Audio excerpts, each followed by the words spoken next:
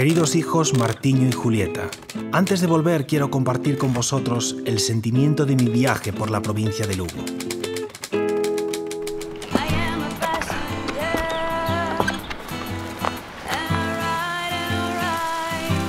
Primero os diría que las fortunas se componen de momentos que no tienen precio.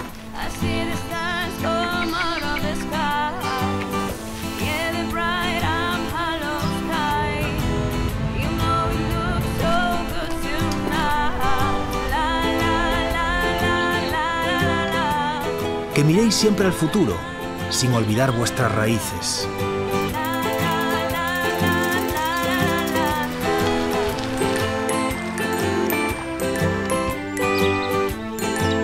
Que allí donde vayáis, no habrá nada mejor que sentir que estáis en vuestro hogar.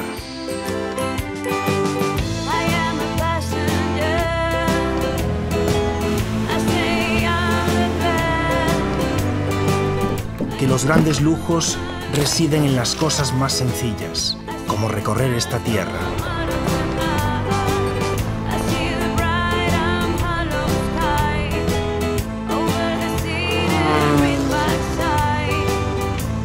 Os diría que es hermoso pasar la vida prediciendo el tiempo, pero lo es más todavía poder tocar las nubes.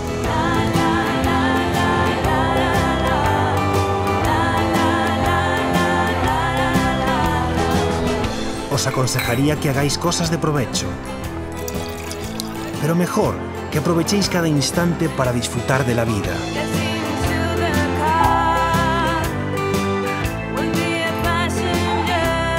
Os diría que tengáis los pies en la tierra, pero que también existen maravillas en su interior.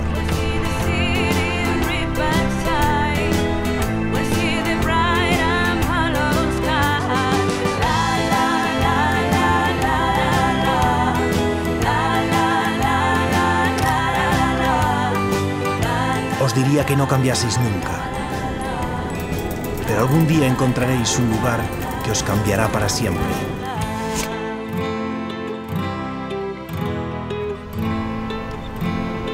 Lugo cambia.